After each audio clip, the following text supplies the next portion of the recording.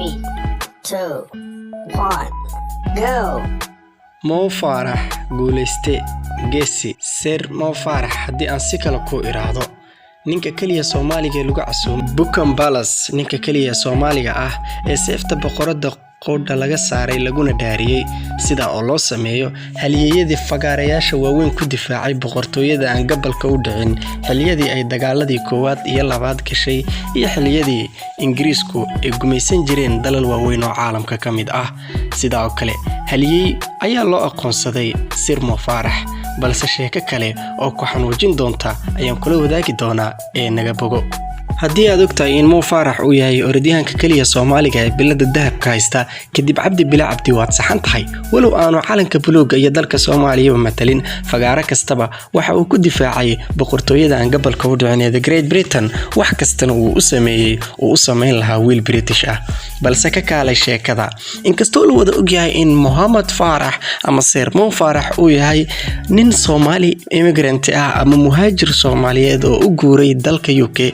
muwaadinimada dalka Ingiriiska ayaa waxa xaqiiq kale ay ka timid social identity-giisa ama asal ahaan qofka uu yahay Sir Mo Farah iga qabsa xaqiiqdan Sir Mo Farah waxa uu yahay wiil yar oo lagu magacaabo asalkiisii Xuseen Cabdi Kaahin ka oo hooyadii iyo aabihii ay ku kala irdhoobeen dagaalkii ka dhacay Hargeysa 1989 ilaa 1991 ka oo xukuumadii kacaanka ahayd ay ku qaaday jabhadii SNM ee haysatay Hargeysa, Burco, Boorame iyo magaalooyinka kale ee la dhihi jiray waqooyi galbeed Soomaaliya haatan loo yaqaan Somaliland halkaas oo ah halka uu ku dhashay Sir Mo Farah aniga oo caruur 6 jir ah ayaan waayay aabahay oo dunida guudkeeda iiga tagay sidoo kalena hooyaday waan kala irdhownay waxa la ii soo dhoofiyay dalka Ingiriiska waxaana isoo kaxaysatay haweeney islaameed taa ugu soo wadatay magaca Mo Farah ama Maxamed Farah waxaan korin jiray caruur islaameed oo aan qoodin jiray iyaga ayaana la igu qasbi jiray inaan u shaqeeyo sidoo kalena waxa la igu sameeyay waxa loo yaqaan child trafficking ama caruurta guryaha lagu xabiso sidoo kale waxaana la kala irdheeyay aniga iyo waalidiinteeda nolol adag ayaana ku soo koray magacayga dhabta ahna waa Xuseen Cabdi Kaahin wiil yar oo agoon ah aabihii ku dhintay dagaal sokeeye hooyadii iyo isagana la kala lumiyay kadib qisadan xanuunka badan marka ay soo ifbaxday Mo Farah ayaa garwaaqsaday in hooyadii dhabta ahayd iyo ehelkiisii uu raadsado waxaana sida dhabta intaas oo sano uu qarin jiray Mo Farah magaciisa si uu sumcadda iyo heerka nololeed u gaaro iyo halyeeynimadiisa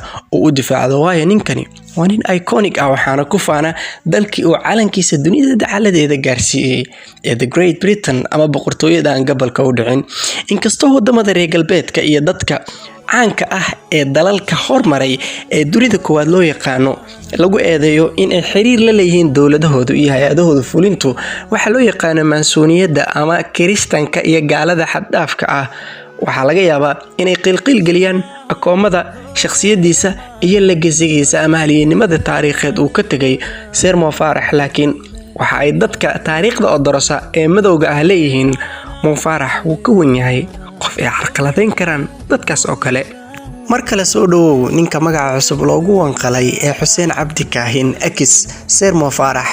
saxaafadda dunida iyo hay'adaha sportska ka shaqeeya ay ugu horeeyaan xiriirka Olombikada adduunka iyo xiriirka ciyaaraha fudud iyo orodada way ku adkaan doontaa in halyeeynimadii Sir Mo Farah ay u soo guuriyaan Master Xuseen Cabdi Kaahin haddaba maxay kula tahay ra'yigaaga waxaan soo wada dhaweynaynaa walaalkeen cusub Master Xuseen Cabdi Kaahin